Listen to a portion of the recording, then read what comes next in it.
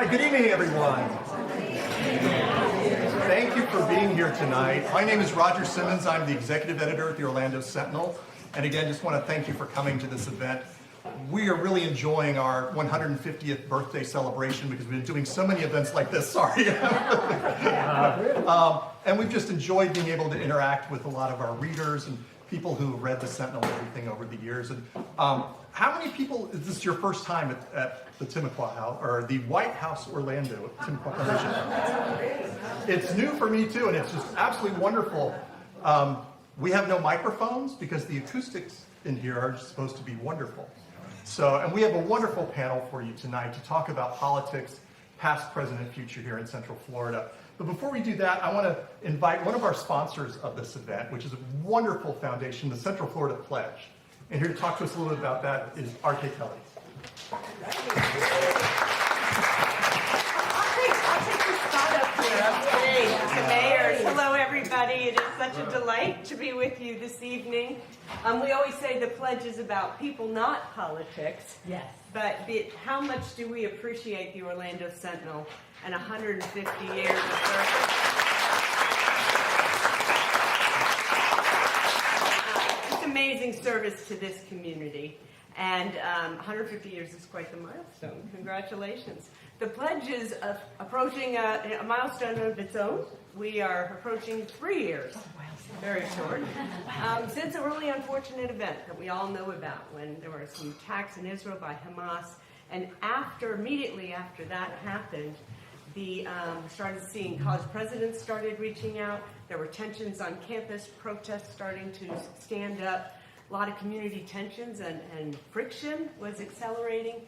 And our leaders, led by Allen Ginsberg and Dr. Joel Hunter, came together, and many of the folks right here, and said, not here in Orlando.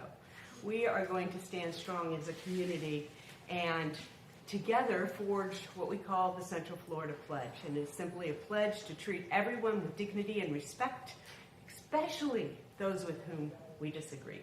And so the paper is all about that, sharing both sides, sharing all the opinions. That's what we respect, that's what we stand for.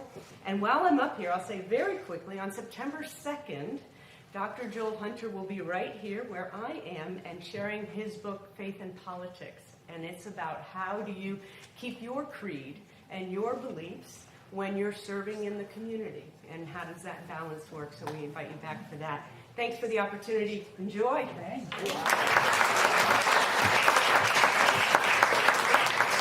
I mentioned what a wonderful venue this is. We're actually in someone's house. And here to talk to us a little bit about the Orlando White House with the Timucua Foundation is Benoit.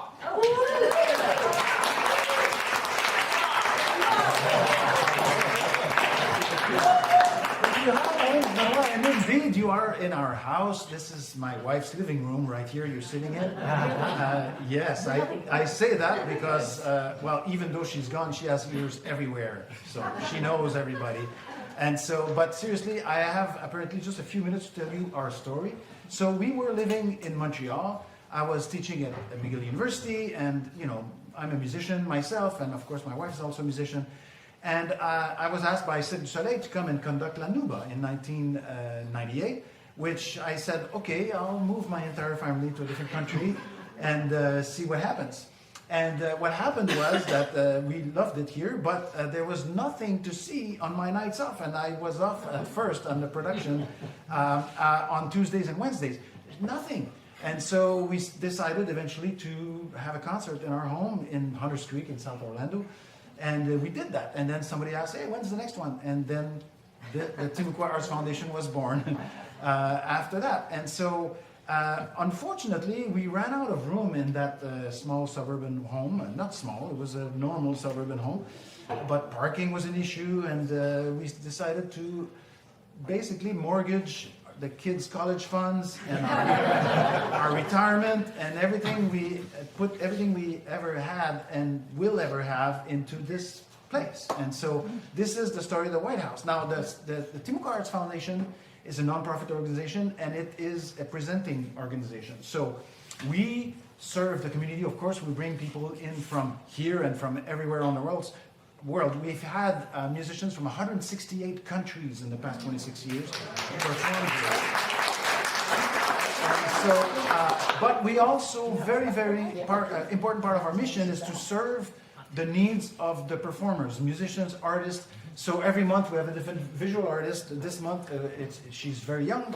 Her name is Willow Cheek.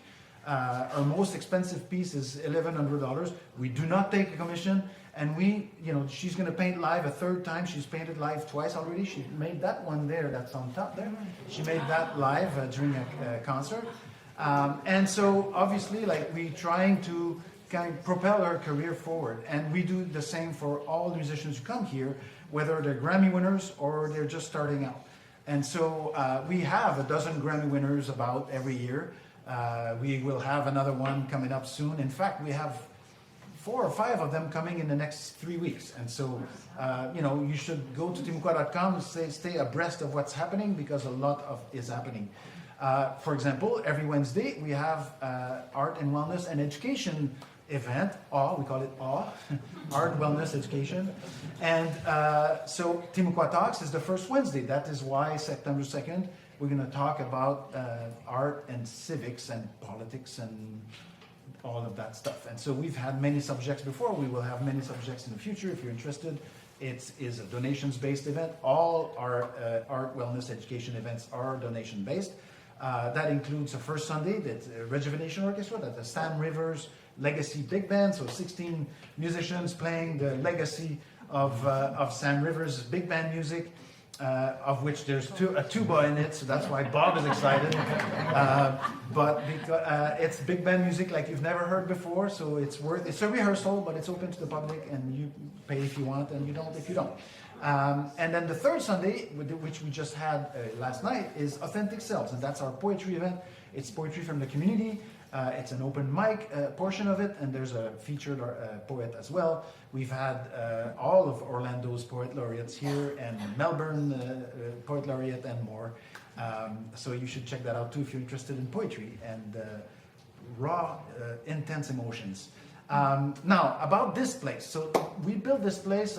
This is my design, and we built it with very specific materials in mind to try to keep the outside noise outside and the inside joyful noise inside. And for example, this is my control room there, and there's 18 inches of concrete and brick between this and that. And so this was the first house in Orlando to be built with ICF, so insulated concrete forms. And so there's 9 inches of concrete and styrofoam on each side, and it helps with soundproofing the house from the outside world. So that when you come here, what the noise you hear right now is the projector. Normally I would turn that off for a concert. This is not a concert, and so it's going to stay on. But it's a pretty quiet room. In fact, it's so quiet that the leading active acoustic control system company in the world, ACS, it's a Dutch company, they chose this place to be their showroom for the US. And so as a consequence, we have here the most sophisticated active acoustic control system on the planet. And so just to give you an idea of the scale of this, before this system, the most sophisticated one was at Harvard. They have 6 different spaces to choose from. I have 65 different places to choose from. So I'm going to demonstrate if you want, if you don't mind. I'm going to back up just a little bit. So yes, I'm going to clap one time. My son is in there right now. He's going to go to numero 11. So this is a small room in Düsseldorf, Germany, and this is a room I use often for jazz quartets and the like. So you can hear this is no longer the same room that we were in before. Yeah. Now he's going to go to 29. So we're going to go to Esterhazy Castle in Austria, where Haydn would play his string quartets. So now it's a slightly bigger space, yeah? And now he's going to go to the cathedral, Saint-Florian in eastern Austria, where Bruckner was Kapellmeister. So now we're at the and so now we're back to my room as I designed it. So the interesting thing is that the important thing for me is twofold. First of all, it puts the musician in the ideal acoustic place that they're supposed to be, whether it's a solo classical guitar, a string quartet, a big band, a rock band, whatever it is, I can find the perfect spot for them. In fact, I make them choose so that they're totally happy. That means that you get a better concert in return. They play better because they're comfortable and they're playing in their environment that suits them the best. And then the other thing is, of course, is for you, because you get that better performance from the musician and you get the benefit of a good acoustic as well. And so this is the story of this place. The cypress, there are 11,000 nails in this room holding the cypress up. The cypress was milled just a mile down the road off of Orange Avenue. And so I had to use a scissor lift. And my oldest son was about 11, maybe 11 at the time, and he was the one cutting it because I was up on the scissor lift yelling measurements, and he was measuring and cutting, and I was installing. And so we built this place. Everything that's wood, we made ourselves. The railing, everything is, we built this place ourselves. Now the concrete I didn't pour myself, but and you know, yeah. And as I always say, we built this house for you and your friends. And so this is the deal that this is now a contract we're entering into. Is after your first concert here, for sure, you're going to levitate out of here and you're going to want to tell the whole world about this place. Don't do that. Only tell your friends about it. See, if there's somebody you don't like, I don't want to see them. We're always amongst friends here. And seriously, I've seen concert here with a janitor sitting by an astronaut, as you know, it's like, and a brain surgeon right beside. So it's literally the most diverse audience you will ever see is at our concerts. And so enjoy this event. I wasn't too long, was I? You were wonderful. I was okay. So thank you so much for being here. Before Ben leaves, he's going to be too humble to say, this is truly a gym that is not just unique for Orlando or Florida, but in America. And Benoit and Elaine have poured so much of themselves. I think one of the things he did mention is that virtually most of everything here is still free. Or very, we have a lot of events or low cost. Yeah. And if you haven't checked out their website, check it out because it's everything. It's spoken word, it's jazz, it's clarinet. One of the very touching things I got to see when my wife and I were here, had the honor of hosting their fundraiser last fall, is that his whole family came back together and performed as a quartet. Wasn't it? Yes. So anyway, amazing venue. If you haven't checked it out, please do. It is a gift that his family has given to this community.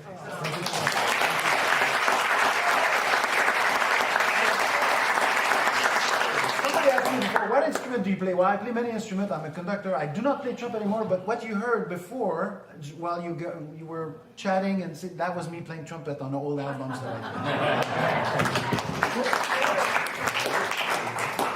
did. Back to the real show.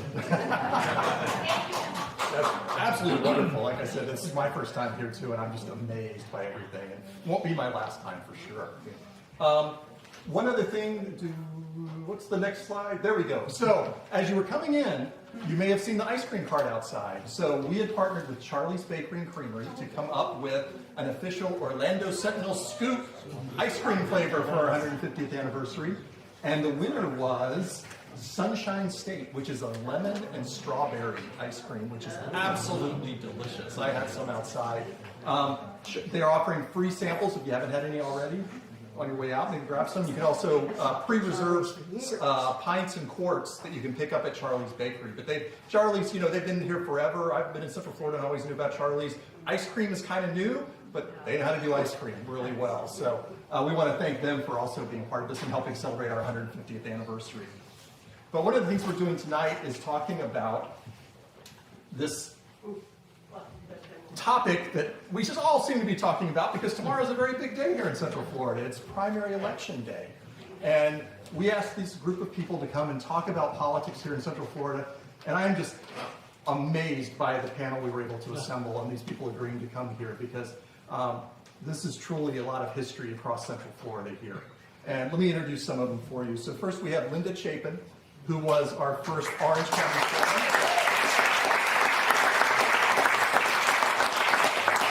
She was first elected our Orange County chairman back for 2 terms in 1990. Before that, she was an Orange County commissioner. And then, because she wasn't quite ready, she also was the clerk of courts after being Orange County mayor as well. But we thank you for being here. our Orange County School Board Chair, Teresa Jacobs. She has served 2 terms as well, and it's also kind of nice to have another Orange County mayor here, former Orange County mayor, which I think they finally got the name right at that point, whether you were there, so that was great.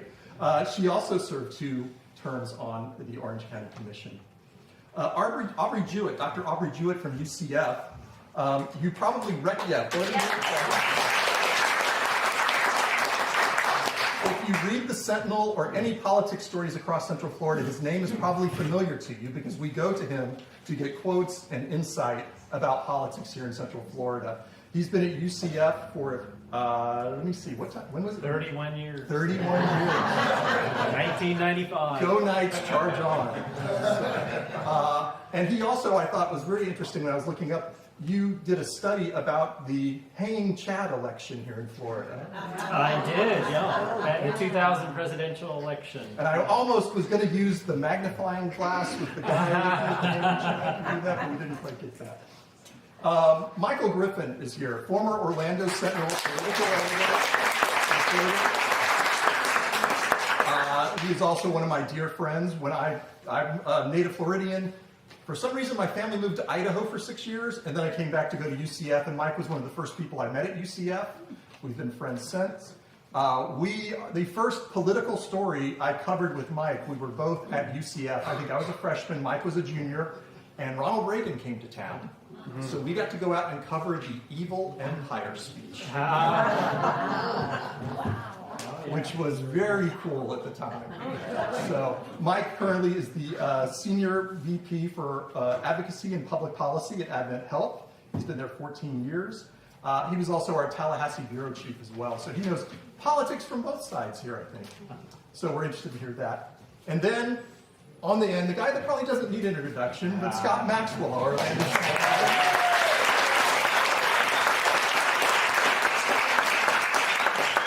I will say that according to the Society of Professional Journalists, he's the best local columnist in the nation.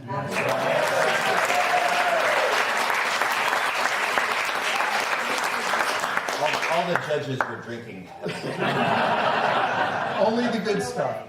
But Scott, before he became a local columnist for us, was covering politics here in Central Florida. So I think this is a wonderful panel. I think we're going to have a fantastic discussion tonight. I thank all of you for being here. I thank the panel. And Scott, take it away. All right.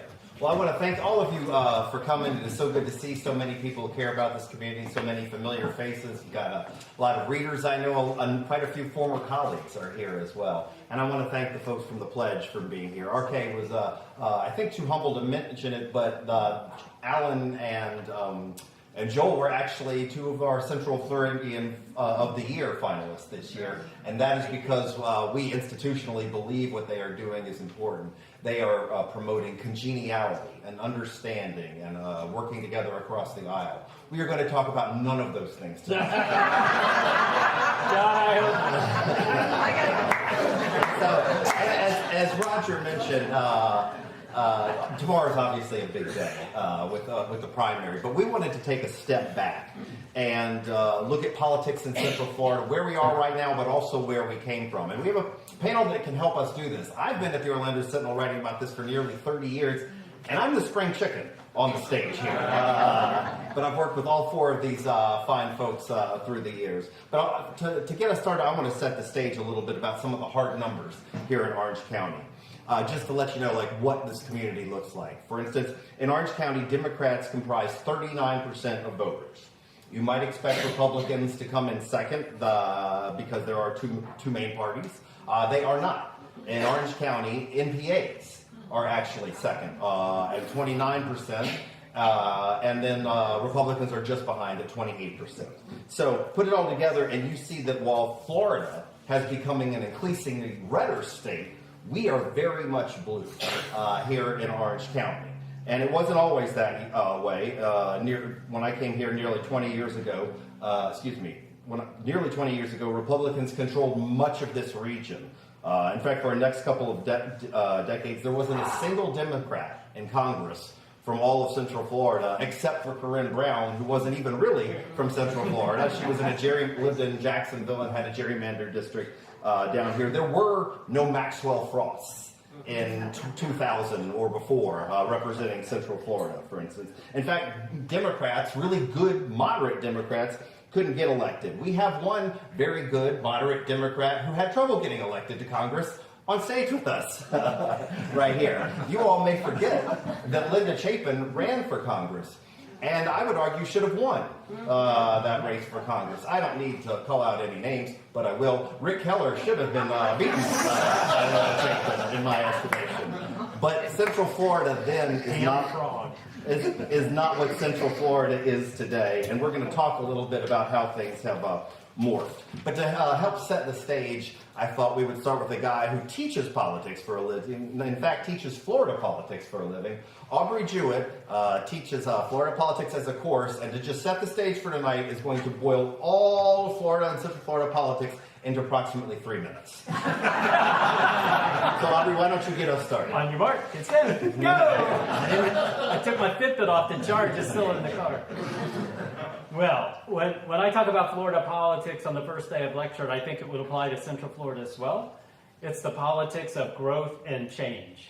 That is how you can encapsulate in less than 3 minutes if you just really want a really simple way of doing it. That's what we've seen. Unrelenting population growth in the state of Florida, 2 to 3 million people a decade, every decade since the 50s. Of course, we haven't gotten all 2 to 3 million of them in Central Florida, but it's hundreds of thousands of people moving here. And that has changed politics. It has created incredible challenges for our elected officials to try to deal with all these new people that are coming. Because unlike some of the Rust Belt states who are dealing with the politics maybe of just stagnation or even decline, we are constantly trying to figure out how do we build more roads, how do we protect the environment, how do we build enough houses to keep housing prices down, how do we hire enough teachers, build enough schools so that we can teach all the kids that are coming here. So that's really been the huge challenge, the politics of growth and change. And that growth has also led to diversity in Central Florida. If we can, are we allowed to use that word still? I think. You're not. We are. Yeah, I was just telling them, I just had my 5-year post-tenure review, which is a new thing. So, unfortunately for them, they said I could stay for 5 more years. So, here we are. So now you can say the word. I guess I can. Yeah, Say it louder. for 4.5 more years. But seriously, it's really created a diverse Florida, but a diverse Central Florida as well. And I'll just run down quickly. African American population. We've always had African American population in Florida, but for many years after Reconstruction, the percent of African American population was going down because a lot of blacks were leaving the state because Florida was a southern state and quite racist and segregationist. It wasn't until the 90s where the percentage of African American population started to come back up again. And so that's been a big part. Hispanic population, of course, has just grown tremendously. Unlike South Florida, where it's mostly Cuban and Latin American, in Central Florida, it's been heavily Puerto Rican. We have, of course, many other Hispanic subgroups, but Puerto Rican has been the largest, particularly in Osceola and in Orange. So that's changed things quite a bit. And what would be Florida if we also didn't talk about seniors? When I first moved to Florida back in '86 and then came to Central Florida in '95, you didn't really think of Central Florida as a place for seniors. It was more South Florida. Southeast Florida was like New York and New Jersey, FDR, New Dealers who were, still in their prime, and then Southwest Florida was all like the Midwest Republicans. But Central Florida wasn't considered that much. But we have the villages, and that's not the only place we have seniors, but that has been an incredible, again, the growth and change. It's just grown so much, right, that it's really changed Central Florida politics and Sumter in part of our, region. And then the last thing I'll bring up is, well, 2 things I want to bring up. The growth and change of the economy. How Florida and Central Florida in particular used to be all about agriculture, and then over time has changed, but particularly as probably everybody in this room knows, starting in the early 1970s, well, it started before that, but in the early 1970s when Disney finally opened, and it really changed the economy and the job base so that we are now like the tourism capital of the United States, if not the world. And again, that has challenges and problems because it's a low wage base, and we get all these people coming in. Able service on the tourism task force. But that's been a real challenge. And I say this, I loved it. I've had Disney season pass. I have 5 kids, so we've had season passes off and on many, many years, so I have nothing against them. But it does create a lot of challenges with Disney and Universal and SeaWorld, etc. And then last but not least, the changes in political party, which you mentioned. How we saw Florida and Central Florida traditionally were Democratic, right? Because after the Civil War, almost all the southern states, including Florida, were Democratic. Central Florida was actually one of the, as you mentioned, was one of the earlier Republican areas. It was part of what was known as the Republican horseshoe. Starting back in the 50s, it started down like in Southwest Florida, curved up through Tampa over to Orlando and then over to Brevard. We had 2 of the early Republican congressional representatives. What was his name? Gurney was like the second one.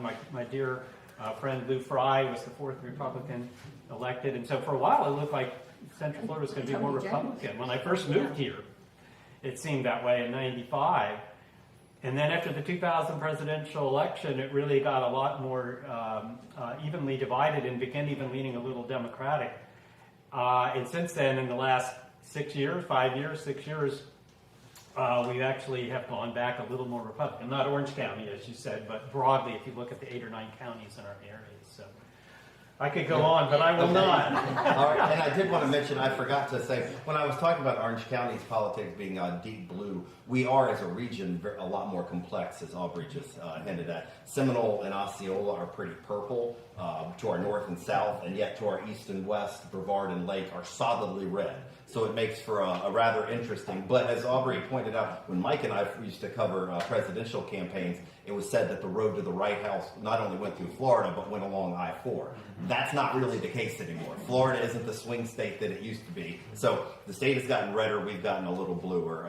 But anyway, I want to hear from, we're going to get to some general panel questions. And I should also mention, we're going to take questions from all of you at the end, so be thinking about those.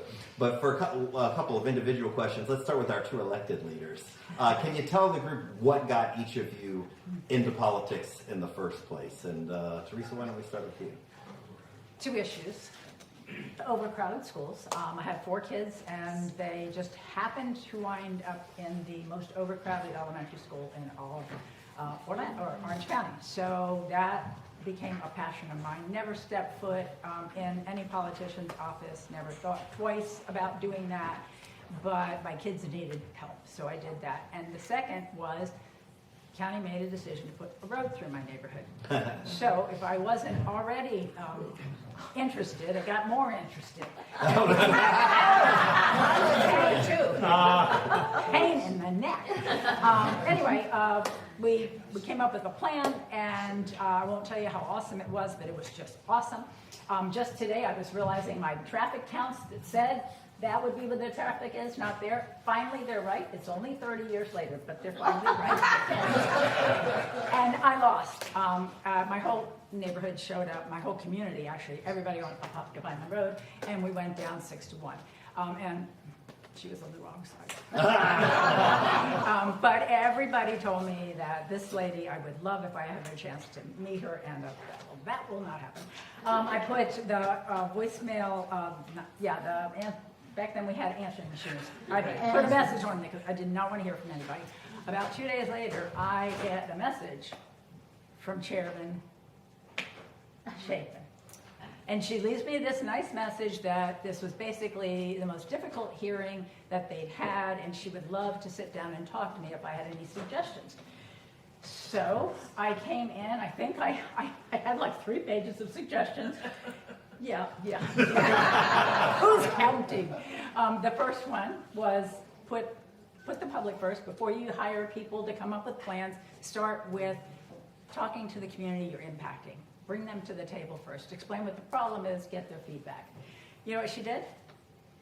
She changed the entire process. She created a whole new department, which I think should have had my name on it, by the way. She did. And I mean, she took that so seriously, and I started hearing, I was president of an association with a lot of neighborhoods, they started calling me and saying, you won't believe this meeting that we went to, and they just started with blank sheets of paper, and they wanted to know, what we thought and what was important to us, and they were just overwhelmed that this was so cool. That, to me, was so empowering, that you could actually talk to an elected official, they would listen, and they would do something. And then she put me on an advisory board, and then I was hooked. Teach you to ask for help. Yeah, no, honestly, there are a couple of pivotal moments in my life, but had it not been for Linda Chapin and her reaching out to me, there is no way you all would ever have heard from me again. So thank you.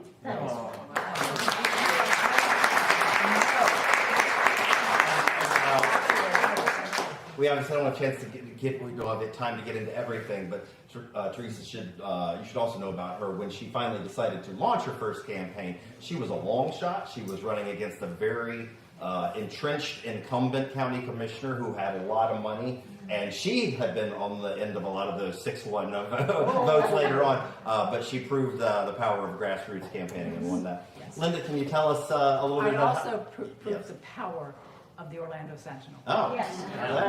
There's some truth to that. Yes, there absolutely is. How did you get started in all this? Well, I was before Teresa, being 20 years older than she is. And by the way, I'm glad we're being very informal. RK, I think I forgot to turn my phone off.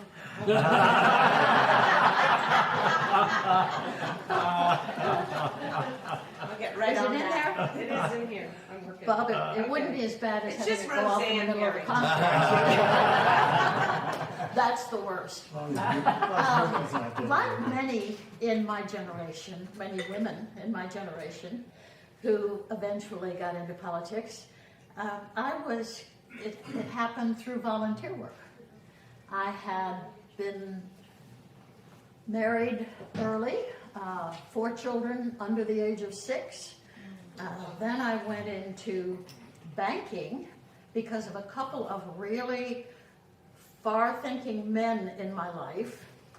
And eventually, as president of the League of Women Voters, president of the Junior League, doing some other things, the second of those, who was Bob Graham, who was then governor, decided it was really time for women to get to do something. And so he appointed me to the Aviation Authority. And that was my first real politically tinged job. It was Blair Culpepper who had given me a job in banking. And as it turned out, there were men who really did support my efforts all the way through. But of course, I also acknowledged that I was in the right place at the right time.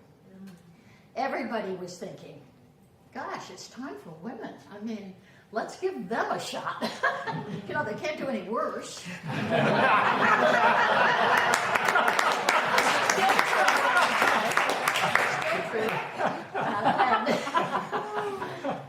And so from that first job and from that first volunteer assignment, thanks to Bob Graham, I got a year off from the bank and was asked to do something called Project 2000. It was a Chamber of Commerce. It was a Jacob Stewart thing. And don't laugh. He was the best convener this town ever knew. He really was. He got things done, or he got things started.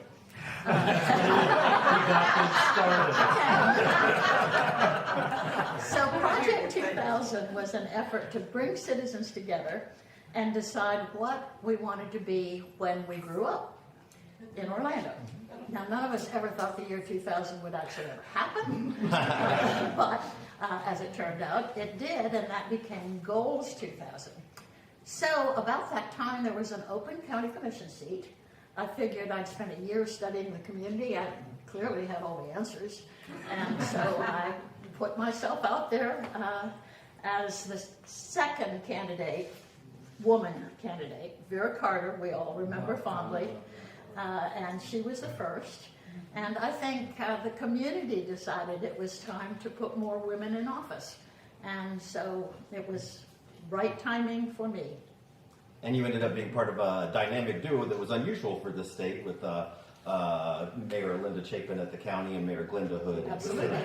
Again, Glenda had the same volunteer experiences that I had. So she came along on the Orlando City Council first and then elected mayor of Orlando 2 years after I became Yep. something. Yep. And Susan Arkin was the chair. Oh, okay. And I happen to know that because I had moved here and I'm like, Right. oh, this is Absolutely. pretty cool. Women rule. All right, Mike, you and I go back a long ways. We went as far as Los Angeles, I remember, to cover a political convention at once. If you were trying to tell someone who knows nothing about politics in Orlando, what makes politics in Florida and Orlando different than anywhere else, what would you tell them?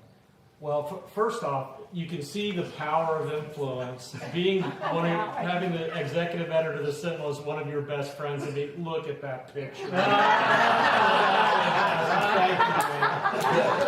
you. The only pictures I have of you, you wouldn't want up. Yeah, I know. That's what he looked like when he covered me. Before I answer Scott's question, I have to tell you, she is tough as nails. This is what was so difficult about covering Linda Chapin.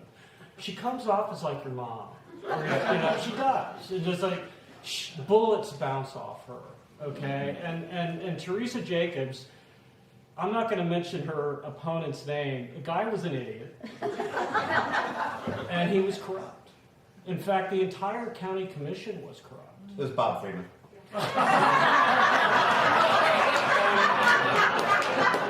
We are live streaming this. The point I want to make is that, yeah, men supported women, and it was time for women to be in office, and I'm not disagreeing with that at all. But it was a time for a moral change.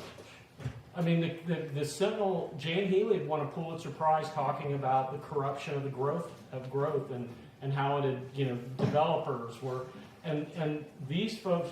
Linda led the effort to combine the planning teams for the two. I mean, I know this because the Sentinel published my story today from 1990, when Mabel Butler, the first African American to be elected to the county commission, and Linda Chapin, the first, I'm going to say, county mayor, a woman. And I read the article today, and other than just being amazed at the crisp and clean quality. I was born and raised in Orlando, and I was talking to Bob Shaw about this earlier.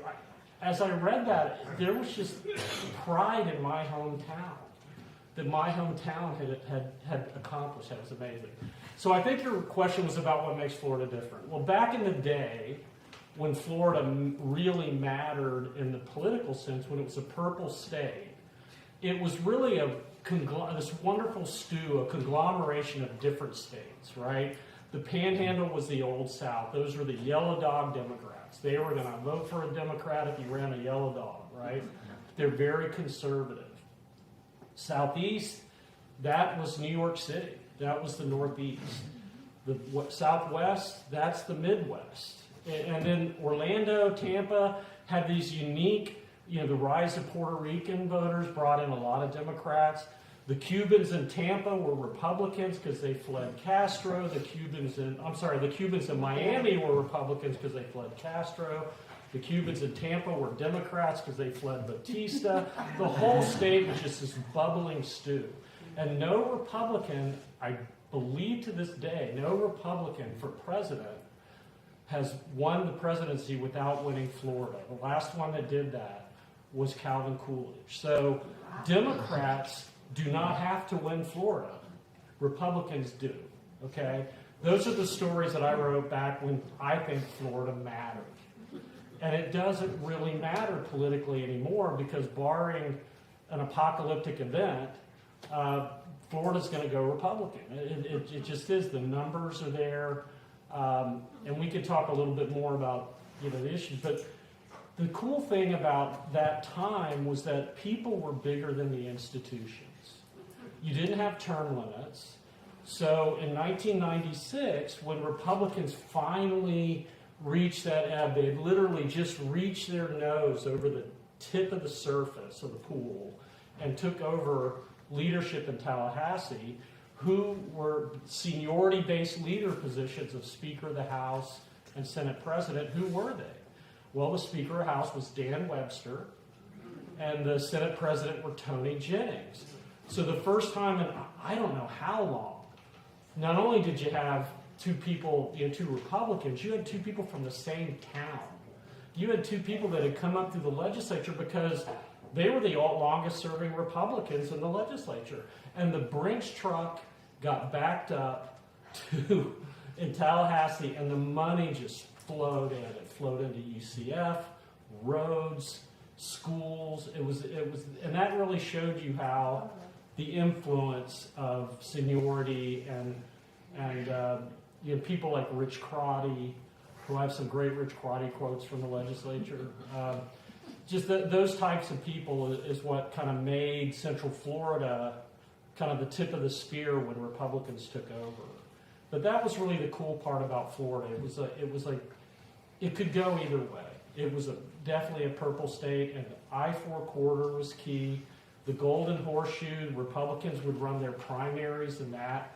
You go up the part of the coast and across I-4, they would ignore the rest of the state because they were all Democrats who were going to vote for them in the general, but in the primary, they were Democrats. So I think I probably rambled a little bit, Okay. but that's the point about Florida at the time. It was just such a cool place to work as a political reporter. All right, now we're going to move on to a few questions for all four of you. One of the public politics and public policy are really, in my estimation, often just shaped by influence. Who has it and how they leverage it. I'm wondering what you all think, specific to Orlando, who do you consider to be the biggest beacons of power and wielders of influence in Central Florida, whether they be people or institutions? And Chair Jacobs, maybe we can start with you. Oh, let's not.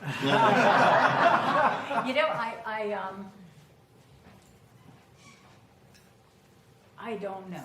I don't know if that's because I have been Sequestered at the school sequestered board. at the school board, which is possible. Well, you remember, you were mayor too. Yeah, I know, but I'm trying to think today. But honestly, what troubles me the most is the impact that money has. So if the question is who, I'm stumped. The question is what. It is what I think my worst fears always were. As a commissioner, I wanted so badly for us to have a really transparent way of funding campaigns. I thought that people should know who's behind somebody that's running, because it shouldn't matter, but for an awful lot of people, it does. And I found that out when I was running the first time, because I would tell people, this is where I stand, and it doesn't matter whether you're supporting me or you're not supporting me, this is what I believe. And Okay. the head of it, I was like, shut up. I don't know how many times the guy, he wouldn't acknowledge he was my finance committee chair, but he organized all the meetings, and he would say, you're not helping me get any money here. So that's the way it wasn't, that's the way it was then, and people should know, and it's gotten so out of whack. It's ridiculous. So anyway, I think money wins. I think money Looks like drives. Mayor Chapin has some thoughts. I was thinking of people, and I think Teresa's exactly right. Today it's money that matters the most and has the most influence. But I can talk about how things have changed in Central Florida, because when I was in office, we knew the head of every corporation. You knew who was at the Martin Company, you knew who was president of the bank, you knew who Dick Nunes was president at Disney, and you knew exactly who had power in Central Florida. And today, I couldn't tell you. Could you tell me who's at Lockheed Martin? The banks are all different than they were. Everything changed in Central Florida. And I think probably today, for this particular decade, one of the things that's really changed is that a lot of the influence is in California. Disney, Universal, a lot of the tourism interests are in California, and a lot of the hotel influence is Chicago and New York. So it's not as homegrown as it once was. Mike, you covered it, and now you are in part of it. What do you think? As I said, I think institutions are bigger than people now. And you mentioned Jake Stewart. Jake Stewart was an example. He was, I don't know what it, I guess it's the partnership, Central Florida. We used to have, it used to be called Chamber of Commerce, then it became the partnership, and well, it's still the Chamber of Commerce. But you know, that Jacob Stewart had and still is like a force of nature. He, you know, and Billy Dial, who was, you know, the original Sun Trust, Sun Bank, Sun Trust. I guess that then it was First Federal of Orlando, but those days are gone again. You know, I mean, it just doesn't exist. Even Disney's changed. RK and I worked at Disney together, and Disney's changed. You had strong Central Florida folks there, and now it's run from California. I mean, as Linda said. So I think it's more the institution. I will tell you, within some of the institutions, I think Brian Adams, who is the CEO of the Central Florida division here in Orlando. I think he's very influential in our community on healthcare issues. Now, the thing to look at again is like when I call people, they return my call because it's not Mike Griffin, it's Advent Health. And see, that's the difference. You know, a Billy Dial would call, and you'd call Billy Dial back because it was Billy Dial. Now, I don't even know who the local South Central leader is. It's not even Truist is. So that's the difference. And Aubrey, what do you think? When you go, and I'm going to throw in my 2 cents here. I will say I do think there are some concrete checks you can follow, and we've put some of them in the paper just this past week with the mayor's race. There are tourism. If you just look at who's cutting 6-figure checks, I would tell you the tourism and development, which were two of the leading interests 30 years ago when these folks were in office, are still the leading influences today. But Audrey, I'm curious what you Yeah, I was going to say, for Central Florida, I talked about Disney and Universal. So tourism is clearly one of the biggest players in the state and in Central Florida. Disney got a little bit of a comeuppance when they spoke against the Don't Say Gay bill and the Reedy Creek thing and all that, but then they all had decided they wanted to make a lot of money together, and the politicians wanted to get those Disney checks, so they've all made up again, apparently. James Uthmeyer, who led the crusade against Disney, is in fact just announced today he's holding his next fundraiser at Disney. There you go. And you said, you mentioned the developers. Absolutely, because I said politics of growth and change. Well, again, with all those hundreds of thousands of people coming to Central Florida every decade, somebody's got to build roads, somebody's got to build schools, somebody's got to build houses, somebody's got to build office buildings, somebody's got to build condos. It's the developers and the builders, and so they're fairly influential still. One that hasn't been mentioned, big utilities, FPL and Duke Energy, lots of power and influence. Getting their own, lots of power, yeah. Got it. You got it. I didn't even. But they also, not only in Central Florida, but when they go to ask for their rates, if you didn't know, the way the game is played is they'll say they desperately need 18% increase in rates, and then the regulators will say, well, that's too much. We'll only make it 9, or something like that, and then we all pay more. And then just broadly, the way the system has changed. It's nationally and the state level. We have restrictions on how much you can give individual candidates. And so if you're running for local office, or if you're running for state legislature, you're limited to taking a $1,000 donation from an individual for your primary, and if you win the primary, you can take 1,000 more for your general. But there's a huge loophole in that. You can open up a political action committee, and as a candidate, you can have people open up a political action committee in your name, and they can take unlimited donations.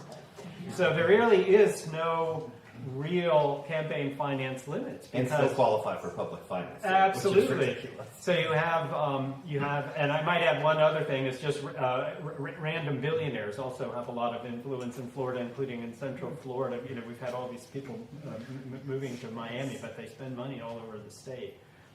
But bottom line is, you have candidates who will, in their campaign account, maybe raise $50,000 or $100,000, perfectly respectable amounts, but then in their affiliated PACs, literally have millions of dollars, and they're taking donations of $50,000, $100,000, or in the case of Ken Griffin from the Citadel, again, he's from Miami, but he's given huge money, $10 million donations. I mean, it's just really scary and frightening if you really are worried about very wealthy either individuals or very wealthy corporations having too much power and influence over public policy. They often sort of set the agenda, and that's sort of the confines of what everybody operates. So even if you have a partial victory, it's still sort of like within what they would like to see for public policy. And I would argue that while there are still the traditional influencers in the state that we've mentioned here, you've got tourism, you've got banking, you've got utilities, Big Sugar is another one. Keep an eye on the new ones that are playing a role, particularly in the governor's race. AI, which also comes in the cover of utilities. Sports betting platforms and predictive markets. The amount of money predictive markets is I don't even know what it is. I can say it's a bullshit word. It's just another way to gamble, and it's the way politicians can actually bet on actions that public policy. So, and even Airbnb, these are some of the new ones at the state level. But before we leave influence at the local level, Linda and Teresa, I was hoping you could you recall a time, sometime when pressure was levied on you for whatever the issue was, a big vote coming up, and how you handled it? You're giving me a steely-eyed look, Chairman Chambers. You have something in mind? I'm actually remembering the first 4 years of my term as chairman. By the way, when they changed it to mayor, thank God they grandfathered me in. Yeah. Or grandmothered you. So now I'm legitimately. Absolutely. Thank you for that. That happened before me. I didn't make the change in the name. That was Rich Craddock, but yes, we made it retroactive. And the first 4 years of trying to rejigger a whole form of local government was so difficult that at the end of that 4 years, I decided not to run for another term. It had been very hard. Remember, we'd had not only a somewhat corrupt county commission, but we'd had county commissioners who knew that they could pick up the phone and call Public Works and say, I want you to do a street over here. And there, by the way, there are a couple of potholes, so get out there tomorrow. And by the way, there's a billboard. Anyway, no, I'm No, going back. yeah. I'm going back to. And they got away with it. And they had that kind of influence. And with a chief executive in office, that went away, or at least it was supposed to go away. And so I think that what was hardest for me in that 4 years, aside from trying to redo the county commission, was the pressure I got from outside, sometimes from the Sentinel, about I was too nice and not strong enough.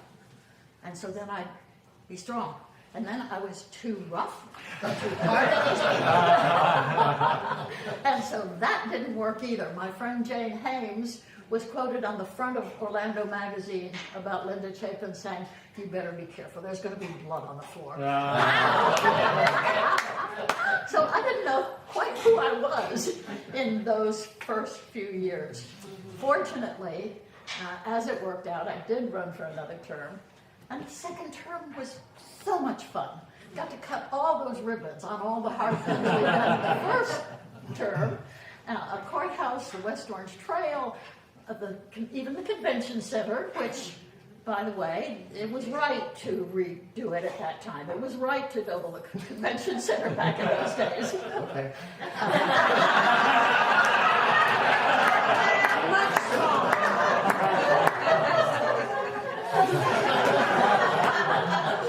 So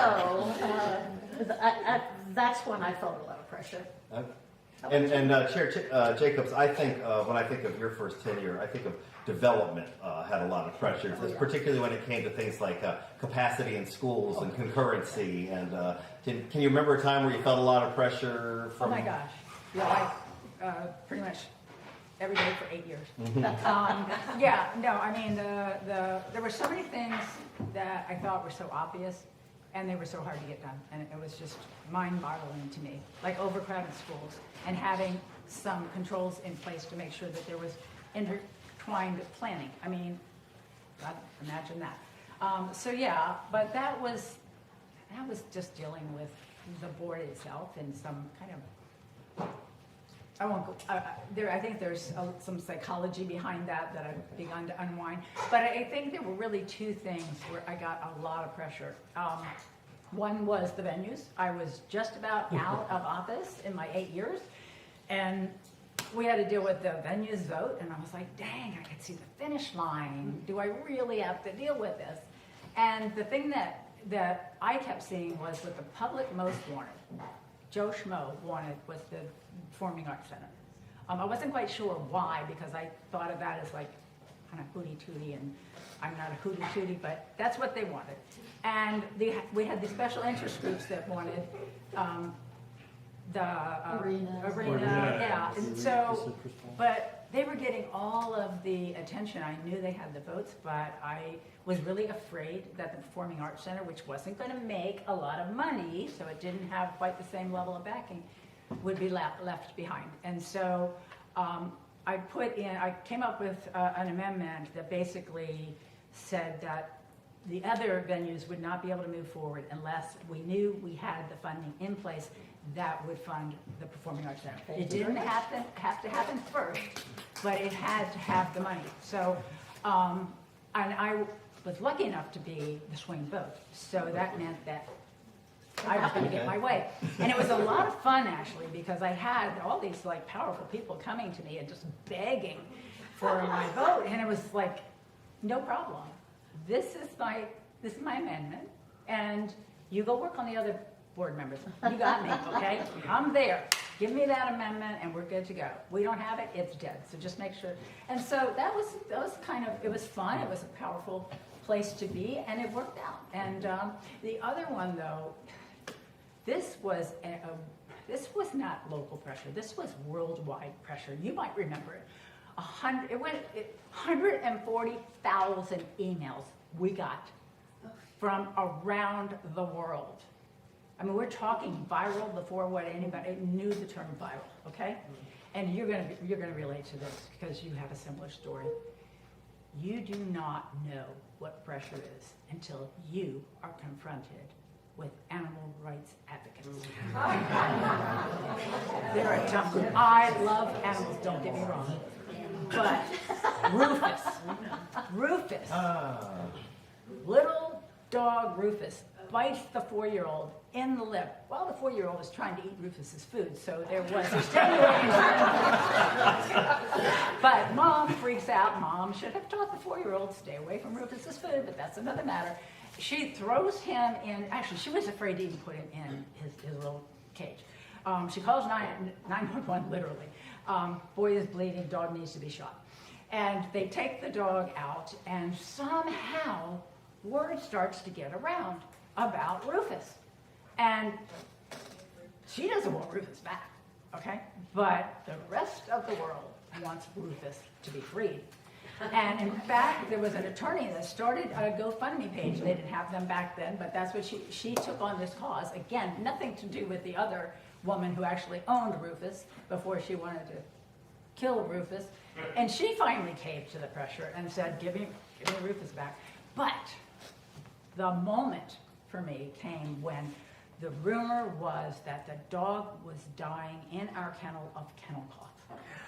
And we were not doing anything to save its life and give it a chance. So I went in on a Sunday. My husband's here. He drove me over to the shelter. Took half of my day Sunday to go to the shelter to prove to people that Rufus is okay. We have a picture. There's a picture in the Sentinel. We take him out. We take him into this little place where he can play. We actually have I get him up on the bench next to me. We have a picture of me and him. And I'm looking at him and I'm thinking, if you bite me on the lip.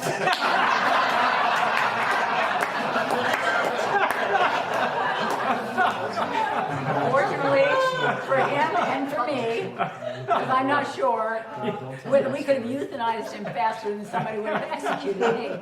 But we send it out social media we get it to everybody we can. I'm like, I'm going to be the hero. You know what I get? How dare she go to the shelter on a Sunday? Nobody else can come on a Sunday. It's privilege. So anyway, that was my biggest pressure moment. Yours was Bucks. That's hard to beat. Bucks North. Bucks North. And by the way, Teresa mentioned that the other venues that weren't making money. Well, the other venues do not make money for taxpayers. Right. Venues like the arena make a boatload of money for the team owners. If you have any doubt about how taxpayers subsidize the value and profits, look at what the sale of the Lakers just did when 1 year they buy it, what it was 10 months later, I think they sold it and netted $2 billion in additional profit. That is because taxpayers are subsidizing those private profits. But don't get me started on that. With the original The hoteliers are making money. I didn't mean to imply that we were benefiting, Right. but Oh, there yeah. was money benefiting. So, Mike and Aubrey, the question was sort of about pressure points. Can either of you think of any issue or policy that you've seen take place in Central Florida, Orlando, Orange County, that you think was largely enacted because of influential groups? Well, I would say the venues. Mm-hmm. And I would put the Sentinel as one of those influential groups, because when Commissioner Jacobs was the swing vote, Jane Healy dispatched me up to Orange County to figure out what do we got to do to get Jacobs on board here, because it was like, that was tough. We had a lot of hassles in our own newsroom. The reporters in the newsroom would go out and write stories that were 180 degrees what the editorial board was fighting for. And the financial team in the county they just couldn't see it. But that discussion that day was, I want the performing arts center built first. And it was like, to me, it seemed like a no-brainer. But boy, that was tough. But the pressure we put, Bill Siegel called us the chattering class. So that was the thing. Right. But those venues, and it's particularly the Citrus Bowl. And the big thing against the Citrus Bowl is no one uses it. It's like for tractor pulls. Although the opera somehow has more value than a tractor pull that'll fill up an arena with 45,000 people in it. So, I mean, you have to think about a bigger issue than what is the community? Who's going to appreciate that was a huge pressure issue, I think. I'm sorry, I got to recover from this. When I mentioned I didn't get it because I thought it was like a hootie tootie, and I'm like, I was so wrong. I was so wrong. Kathy kept saying, arts for every life. Mm-hmm. I was like, okay, sounds a good slogan, but oh my gosh, it's the most amazing thing. I mean, you see kids of all ages dressed in all kinds of stuff. It's arts for every life. It's so cool. And let me the Performing Arts Center has never gone back to government for any operating subsidies. They pay their own way, they balance their budget, they have good reserves, and they are so well run. And I have told them if they want support advocating for those operating funds that I wasn't going to ever do, they got me. Yeah. I mean, honestly, You all have everyone leveraging pressure for the most upbeat of community issues. Aubrey, can you think of any other time where you've seen leverage influence? I think broadly on growth management and development, particularly over the last few decades, because somebody had mentioned you mentioned Bob Graham, and when he was governor back in '85, Florida was one of the first states to pass comprehensive growth management legislation at the state level, and then each local government was then developing their own local growth plans. That has really been eroded over the last decade or so, going back to Rick Scott as governor. But it's impacted, of course, all the regions of Florida, but particularly Central Florida, where, of course, there's been these heated battles over, like in Seminole County, where I'm at, the rural development boundary. In Orange County, of course, has had several battles, including going through Split Oak, I think.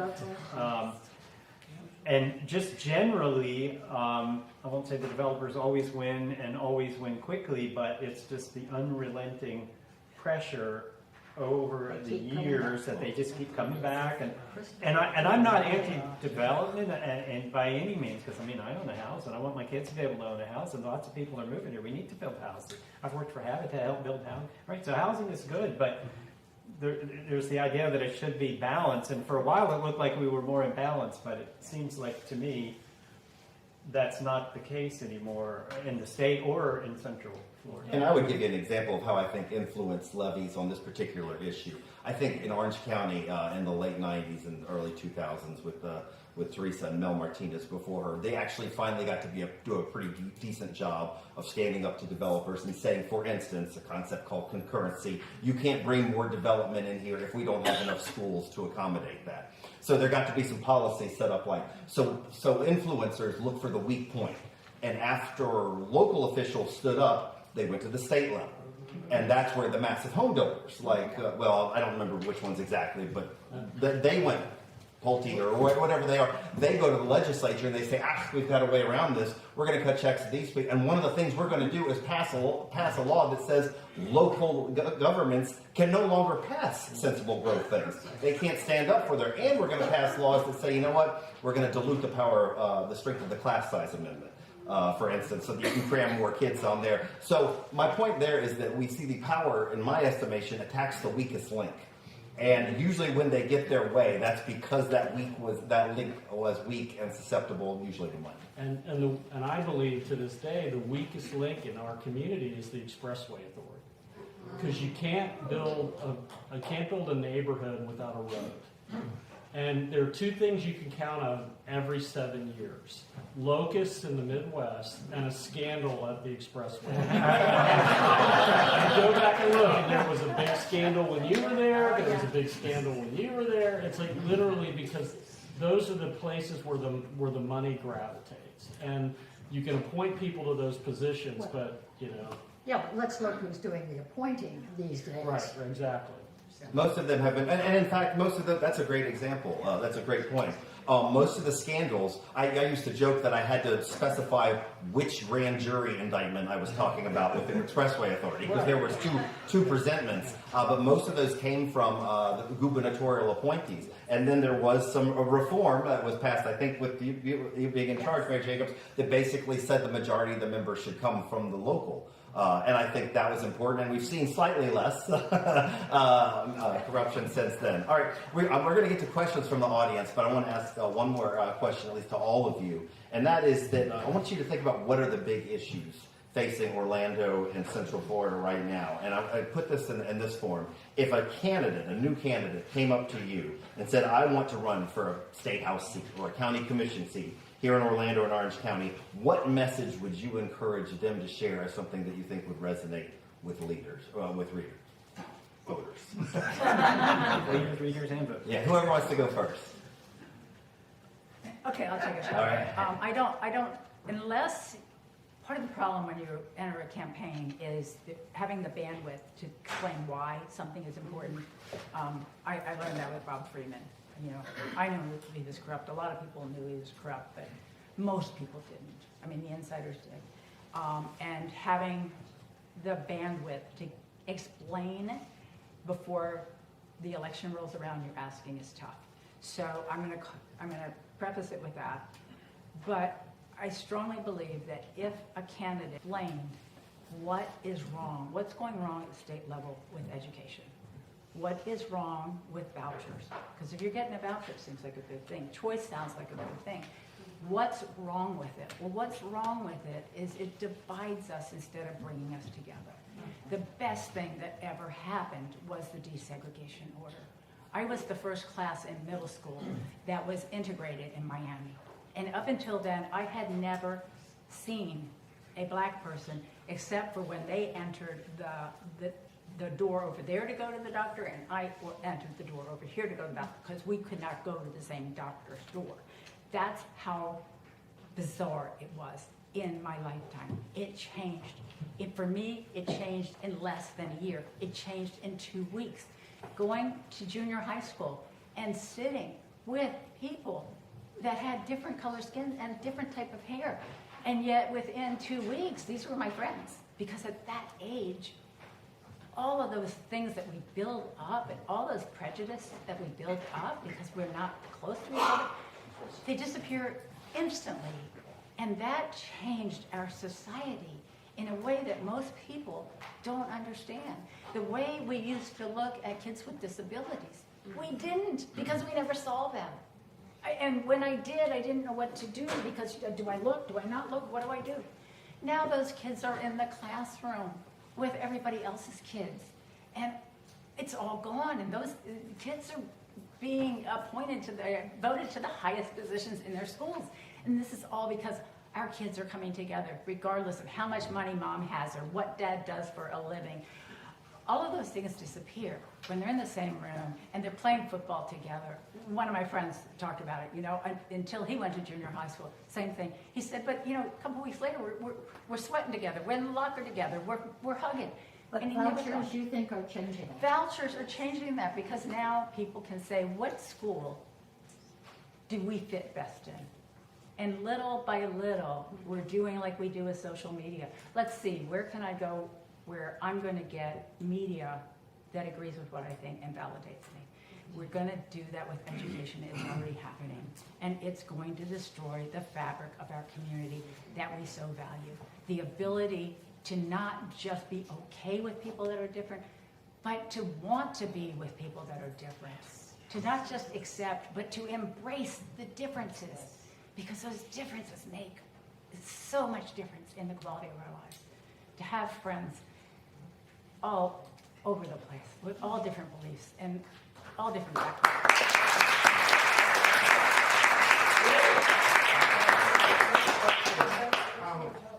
We're going to do chat questions in just a minute. What do you think? It's about segregation. So give us just a minute. We'll get to it. So bottom line, if I could say all of that, okay, that would be my speech, and then I would say, You're never I'm getting all running that for on a governor. He said you're not So going to that's get never that getting on a bumper sticker, all of that. No, I know, but a yard sign, no. But public education, and to keep this all very timely and relevant, I think exactly what Teresa just talked about is on the ballot tomorrow in the Orange County School Board race.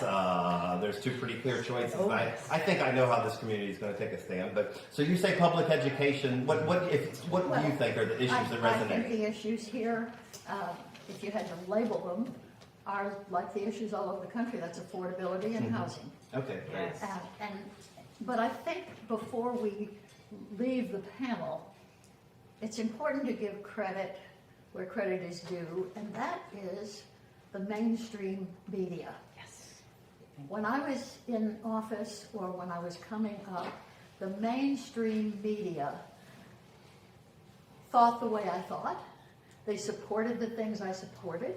They wrote editorials that made a difference, as Jane Healy did, and you could count on them. I think one of the things that has really divided us is social media and cable and all of the different voices attacking us all the time. I think many of us, I hope all of us, still rely on the Orlando Sentinel. I'm sorry. Could you say that again?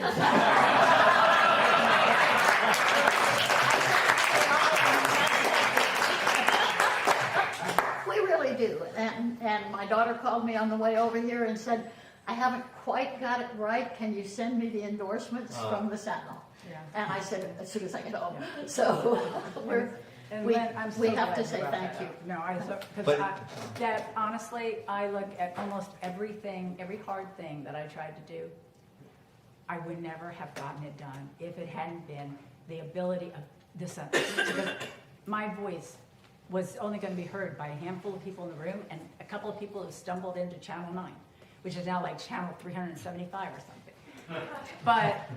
But being able to talk to a reporter, not that they always agree with me, but they listened, and if they thought it was valid, they got the message out. People heard it, and it was everything. That my power was the ability to communicate with the media. You know, they were like a microphone, and it saddens me today that that's not the way it is. Every time I see a new journalist, a new reporter, I tell them, you know, stay in the arena.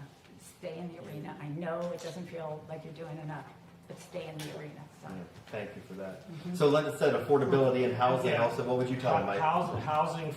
Many people know where my heart is on housing and homelessness. So housing is definitely the issue. But mental health and a lack of mental health services. A lot of homelessness is the chronic homeless are mentally ill, mentally disabled people. And I served on Jerry Deming's jail review commission, and we made some great suggestions that they put into place about diversion. How to you know, you don't send a cop, you send a cop and a social worker, and you get the person, and it keeps them out of our jails. But the real issue in that is access to health care, mental health in particular, and just permanent supportive housing. Those are the two issues that I think are critically important. Yeah, Mike, let me push back in a slightly in a friendly way. You don't have to be friendly. I used to be your boss. All right, asshole.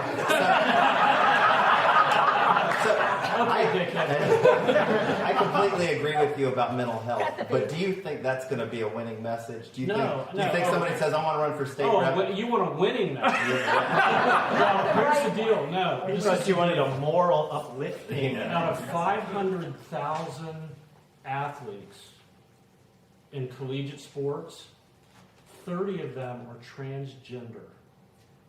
That's the issue that will get you elected today. You scare the hell out of people about something as stupid and innocuous as that.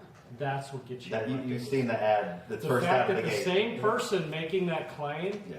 did absolutely nothing when insurance rates in Florida were going through the roof, that doesn't matter. It's just transgender. That's the issue. Now, if you want to like climate change, for God's sake, I mean that's not just the biggest issue here. That's the biggest issue on the planet, and we can't get people to support basic green energy that would create jobs. And I mean, it's just where we are, to Linda's point, on the social media front, and that siloed information stream where I only hear what I want to hear. That's where we are today, and those kinds of issues just don't get brought up. Aubrey, what do you think are the winning messages? What do you think would resonate Well, with voters? one I think is a winning message. The other one is just one that needs to be out there. I think one that might be winning is to really, somebody briefly mentioned it, property insurance. Because property insurance rates have finally leveled off, but the average Floridian is paying 2 to 3 times more in their property insurance bills than they were. How long has Governor DeSantis been in office? 8 years ago? 7.5 years ago. I mean, they just dramatically went up. And I think not property taxes is what needs to be addressed right now, but property insurance. And there's been some good ideas about starting either at the state level or trying to do it nationally to have a catastrophe fund for homeowners that's helped pay for tax dollars. So, and including a couple of Republicans have even in the legislature actually brought this up, but they couldn't get a lot of their colleagues to go along with it. But I think that would be a winning issue to say, look, we have a way to cut your property insurance by 25, 30, 35, 40%. And this I think would be a winning issue, and a lot of people would get behind it. And even though it might be labeled socialism or big government or something else, I think a lot of people would get behind it. And then the one that's not necessarily a winning issue but related is taxes. One of the things I should have mentioned in my quick overview of the state, in addition to the politics of growth and change, the biggest part of our political culture, at least one of the biggest, in Florida and in Central Florida, is low taxes. And so I think the message that needs to go out right now is we are not overtaxed on average. we are, according to most people that rate these things and look at these, Tax Foundation and others, one of the lowest tax burdens of all 50 states. And including our property taxes are like 25th, or like average in property taxes. Our property taxes aren't that high either. And so connected to this proposal for the constitutional amendment, I just think it's a terrible idea. I'm not against tax reform generally, and especially trying to make it a little more progressive, and particularly trying to help maybe older seniors and poor seniors. I mean, but the thing that was put in front of us, I mean, they didn't even do a financial impact statement. I mean, it's pretty rare when you have the Tax Foundation of Washington, D.C., which is a very conservative organization and wants to keep taxes low. They've come out against it. And then when you have Florida Tax Watch, which is also a pretty conservative organization and always trying to keep taxes low, and they've come out against it. And they said, this is not a tax cut, it's going to be a tax shift. Of course, police and firefighters, Sheriff Grady Judd's come out against. I mean, it's Not just... to mention the Wall Street Journal, virtually Yeah, every, I mean, it's all these conservative groups rating that are coming out agency. against it. But So, look at the burdens we get from that low tax status. I mean, a disabled kid, it only takes 4 years for a disabled kid to get into a program. The waiting list is only 4 years long. and, you know, look, Florida per capita spending on Medicaid, I think the only reason why we're not 52nd is because Puerto Rico and Washington, D.C. are not states. So, I mean, we get so much benefit from the low taxes. I'm sorry. right. Well, anyways, like I said, I know low taxes is So let's cut them some more. it's traditionally a message. And so I think maybe the winning message would be, look, and people are already saying this, like Florida Tax Watch. Don't vote for this. This is not good. It is not a good tax. It is not even probably a tax cut. It's probably a tax shift. It's going to hurt public safety. It's going to hurt parks and rec. It's going to hurt libraries. It's going to hurt road building. It's going to hurt all sorts of things. But we do have something called the Taxation and Budget Reform Commission that meets every 20 years, and they happen to be meeting next year, and they will be putting things on the ballot in 2028. And so this is like what Florida Tax Watch has said. Look, it's not that we don't think that there could be some adjustments, and maybe we can bring down the rates for people, millage rates, or bring down property taxes. But let's do it and shift. Like one of the things that Governor DeSantis, I sort of gave him a little backhand a minute ago. He did say it was for taxing Brazilian billionaires more, right? So that was the first time I ever heard him sort of say, "Oh, well, tax the rich." He's the Democratic Socialist of America. He's changed his tune.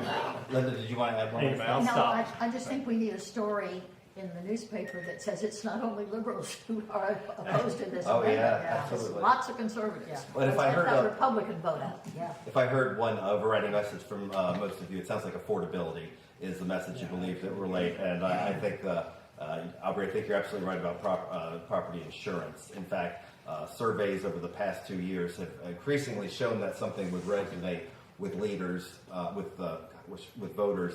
And that is because, the reason for that, the response to that is, as Mike said, that is why you're seeing candidates who don't have a response to that talk about transgender issues and girls and boys sports and vice versa, because people who live here do care about that.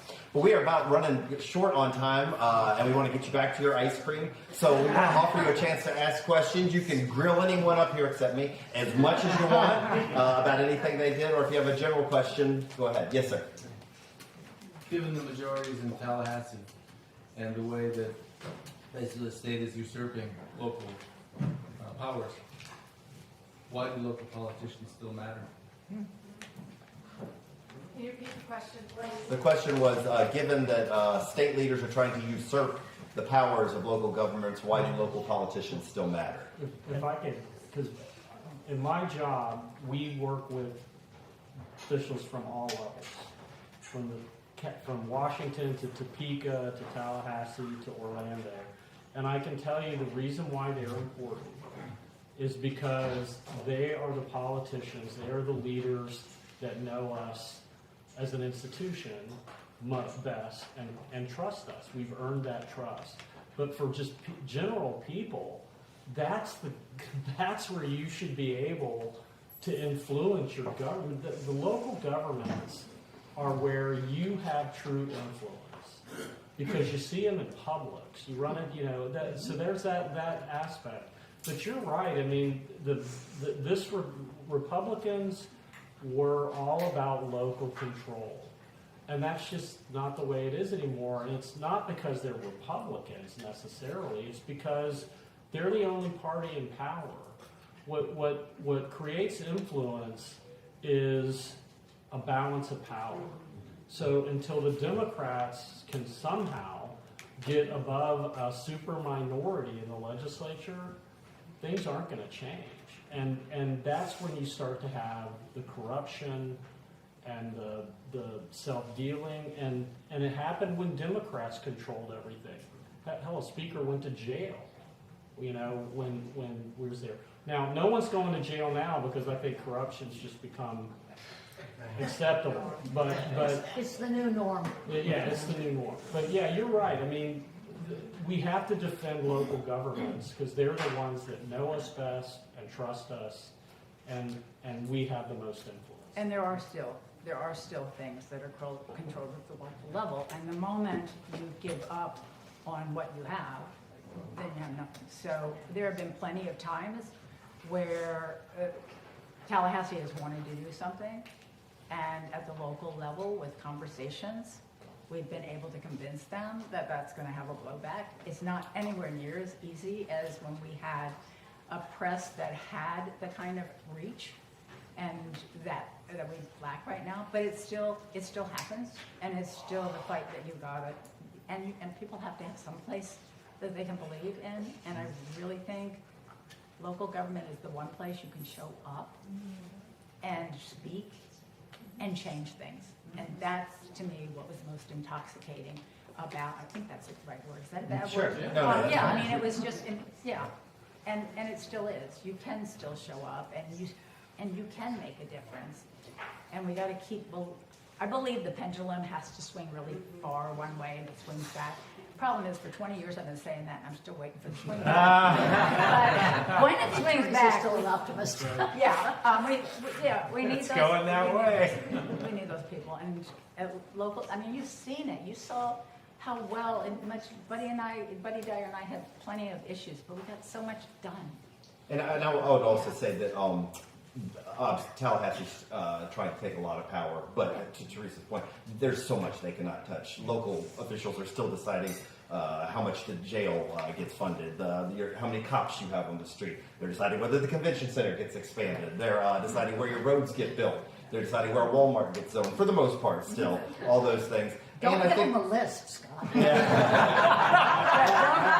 The new preemptions in 2027. And I think that local officials also are still more trusted and become the sort of rebuttal face to some of the things going on in Tallahassee. I think I see Lee Constantine over there.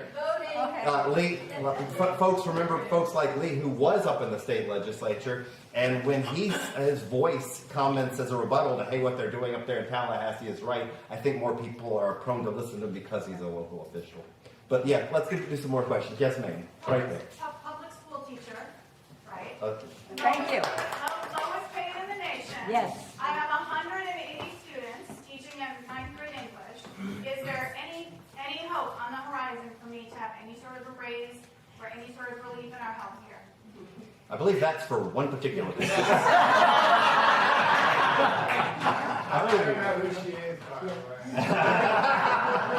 if I'm coming up a little aggressive, but it's pretty frustrating. No, I know. And part of the problem there is that we have been stepping up each year thinking that we wanted to phase in the higher costs, and we've reached a point where we can't afford to do that. Is there any hope?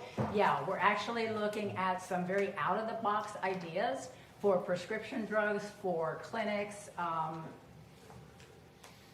ideas that Harris Rosen developed and have worked so well for him. And so that's something that we're looking at hard right now, and hoping not at the time you sign up, but hopefully within this next year, we'll be able to offer some options that are affordable and are also quality solutions. All right. I think you had a question earlier. Yes, sir. Yes, and I'm going to jump off this gentleman's, what he said as well, and it's for Michael. You said early on that like Florida's lost to the presidential election.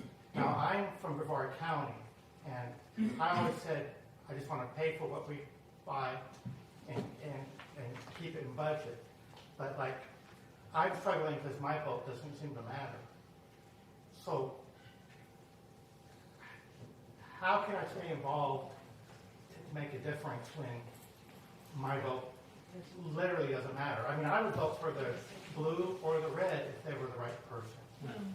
But Well, so the Florida, when the last major election I covered was the 2000 presidential election. And it was like covering a governor's race because Bush and Gore were in Florida every week. Bob Shaw sent me home one day because it was after the recount had started and I was sitting at my desk after working like 50 straight days or something, and Bob comes up to me and goes, "Griffin, go home, you're bringing everybody down." But now the candidates don't have to come to Florida. Florida's not, I mean, because of the migration under the DeSantis free Florida, you know, the statewide advantage that Republicans have, I mean, it's going to take a major groundswell. And I'm not saying it can't happen, but and then we don't pick our lawmakers pick us through gerrymandering. Right. So in Kansas, where we have hospitals, in North Carolina, where we have hospitals, we have overwhelmingly Republican legislatures because of gerrymandering, and we have Democratic governors, Democratic attorney generals. I think in North Carolina there's going to be a Democratic senator, and it's because those statewide races are where Democrats still have a shot because they can win around big cities, around universities, and so the statewide races is where I would try to focus my attention. Now, Democrats will screw it up. They will elect. They almost elected somebody in Wisconsin who was against Thanksgiving. They managed to pull That's that a one winning out, platform. right? That's where I think the future is going to rest. Even if you're in a deep blue state and you're a Republican, Democrats gerrymander too. So you've got to look to those statewide races. I think Mayor Chapin had some. You want to give this man some hope? Well, I don't know. Well, Teresa's the optimist on this panel. When I think historically, everybody okay? When I think historically about voters, there's a group of voters that I will always be maddest of all at, and they're Democrats. And it was the year 2000 when 4,000 voters who were too pure to vote for Al Gore voted for Ralph Nader. The world would be different today. But for 4,000 Democratic voters who voted for Ralph In Nader Florida. instead of for Al Gore. And you know, when DeSantis first run, I mean, he beat Gillum by 36,000 votes. Out of how many million that were cast? If Democrats had nominated Glenn Graham, the world would be different. If Hillary Clinton had campaigned in Michigan, you know, if the Bernie Bros hadn't voted for Jill Stein, the Green candidate, I mean, what kind of world would we be living in today? And I'll give you one last thing of optimism. Whenever someone calls me and says, I don't know what to do, one organization I always feel solid about sitting to is the League of Women Voters. Because they are so good about helping people get involved, and people know they care about schools, but they don't know what to do. And before long, they're organizing a panel with the school board members, and really, I believe, impacting the way people are going to vote. I know Roger's standing up, so we maybe got two more. We'll do quickies. I see one back there. Yes, sir. The most absurd issue that we have in this community is the resort tax going to the hotel industry. They get the entire pie every month, and now it's up to what, $40 or $50 million. You know, if that was split down the middle, half for them, half for the rest of Orange County, mental health, affordable housing, a dedicated funding source for Links and Sunrail, those would all be possible. But this organization and this industry, it has become the most greedy, self-centered group. And we're about ready to watch a group of multimillionaires walk into Orange County and potentially get a vote to give them almost $1 billion to get a baseball team. The level of cynicism, well, they're asking for it. Just a quick answer to that. Well, and that just shows you that could happen. That goes on, the level of cynicism to see that. Somebody should write about this hotel. Anybody involved in that CDC thing? Every local official in Orange County feels the same way you do. Talk to the legislature.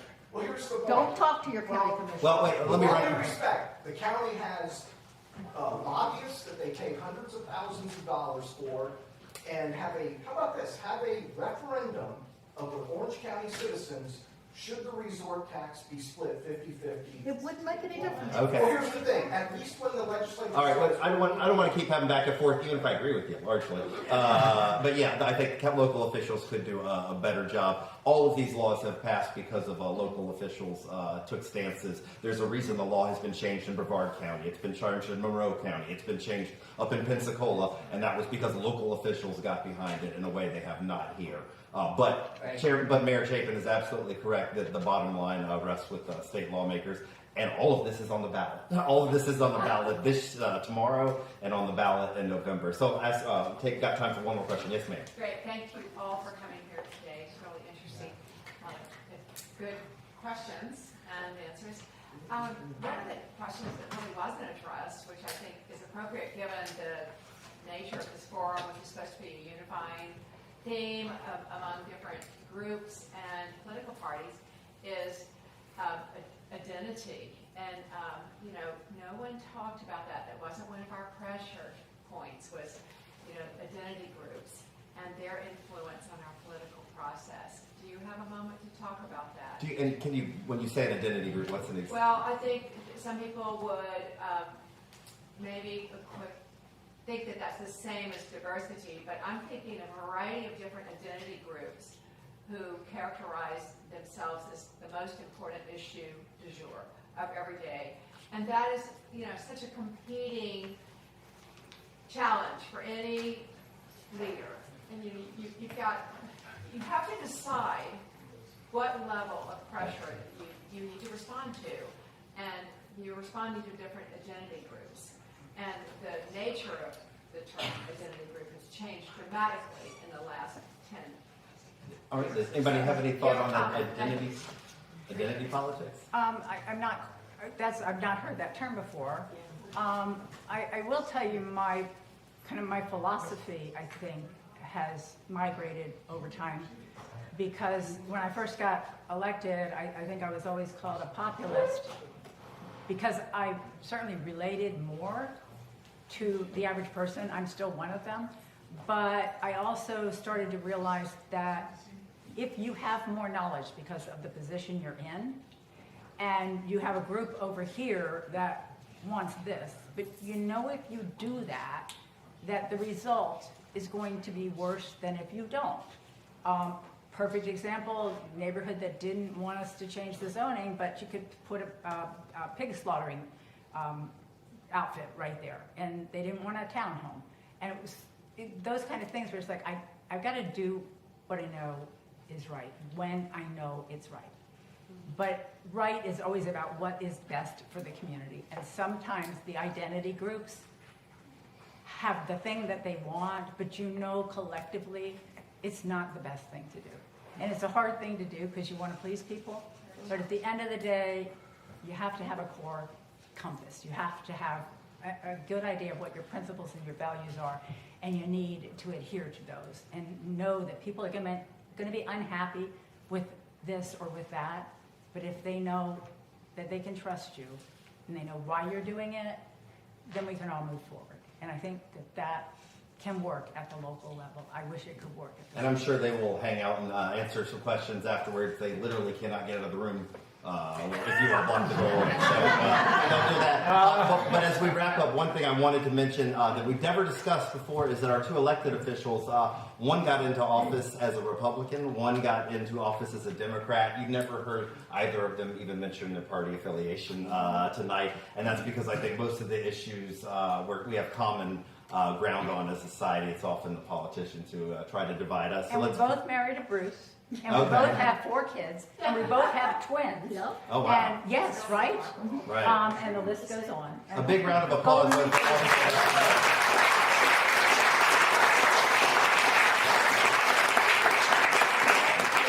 So just a couple quick things. We're going to wrap up very quickly. Again, our panel, did I say they were going to be amazing? So I want to leave you with a couple of things we're going to talk about. Number one, hopefully this will make you feel good. It made me feel very good. The Orlando Sentinel worked with 6 other news organizations here in town to create the News Collaborative of Central Florida, which includes WKMG Channel 6, Central Florida Public Media, which is our NPR station, smaller organizations like the Winter Park Voice, the Oviedo Community News, the Osceola News Gazette. We all came together to put together a voter's guide where we asked candidates questions and wanted to present that to voters across Central Florida. I will tell you that for the past 2.5 weeks that has been on our website, that is the most viewed thing on the Orlando Sentinel website. Number 2 is our endorsements, so we hope that works out well too. But we have a lot more to talk about coming up with some of our future events, and we're going to continue a discussion of politics. I believe it's in October, because in 1920, women across the nation got the right to vote. They were actually voting in Orlando a year before that, in 1919. But 1920 is also the year that we had the Ocoee Massacre, where black voters were denied the right to cast votes in Central Florida. And in October, we're going to look at race and demographics of Central Florida, and politics is going to play a large part of that. But I wanted to mention that just because we did talk politics, and that is a segment of Central Florida history and the Orlando Sentinel's history that we're going to be covering in a future event as well. And we have a lot of other events coming up too. We're going to do a raffle in just a minute, so you can pull out your red tickets. We're going to give you some stuff. But so I'm not sure why related to journalism, but we have an Orlando Sentinel whiskey. We have Orlando Sentinel beers to go with our ice cream. I think we came this close to getting an Orlando Sentinel cigarette for all devices. But we're releasing our 3rd quarter beer. It's going to be at 1010 Brewery on Virginia Avenue. That's coming up on September 17th.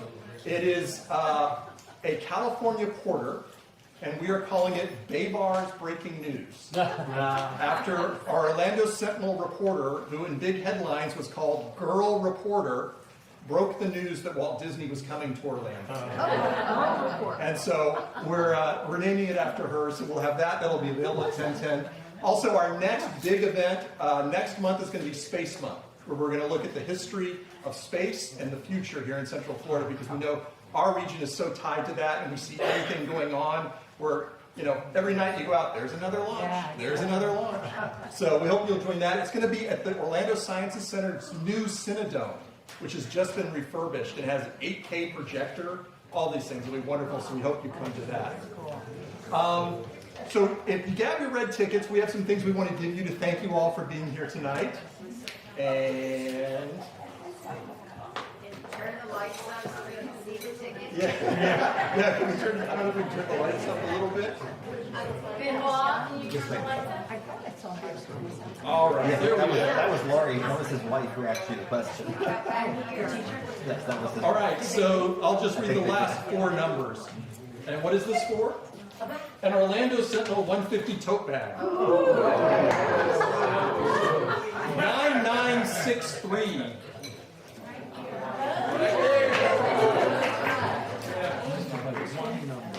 And what is this now? An Orlando Sentinel hat. Go out and pretend you're an Orlando Sentinel reporter. 9965. 9965. There you go. An Orlando Sentinel 150th anniversary cup. drink your coffee while you read the Sentinel in the morning. 9949. Oh. Oh. 9949. Wait a minute, we might have it. They dropped their ticket, but We're not doing hanging Chad this evening. One count. One count. One more Orlando Sentinel gift bag, tote bag. 9959. Back there.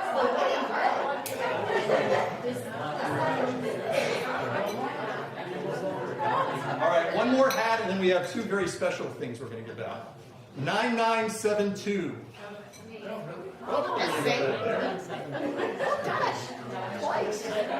Yeah, all right, so here are two things we're going to give out. We're going to give out 2 pairs of tickets for the Timucua Arts Foundation so you can come back here. There's some wonderful stuff. Is it 2 sets? So, yeah, so 2 different. Okay, so the first set goes to 9978. This includes booze. All right. And then the next one is 9948. Woo! That's, I think, us. There we go. Are you sure? For real, this Check the ID back there. real. It is you. Okay. All right. Roger, I'm sorry, full disclosure, that's my husband. That's fine. He deserves something for coming out and supporting you all these years.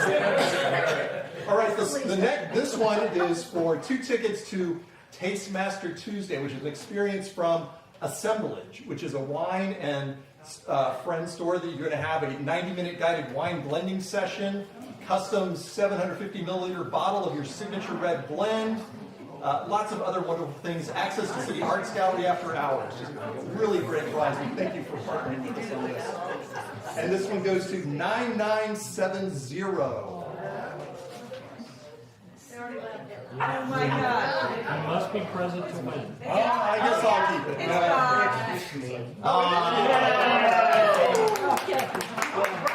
Here you go.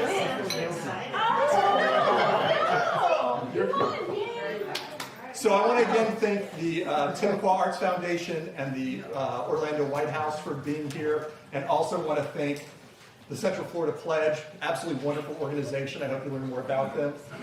Charlie's Bakery and Assemblage, again, get some ice cream out there. And this absolutely... They are gone, but they are only 0.5 miles away, so you can go there and get some ice cream. Yes. It's worth the trip, I'll tell you, for sampling the ice cream, as you can see. And again, this absolutely wonderful panel. Please thank you.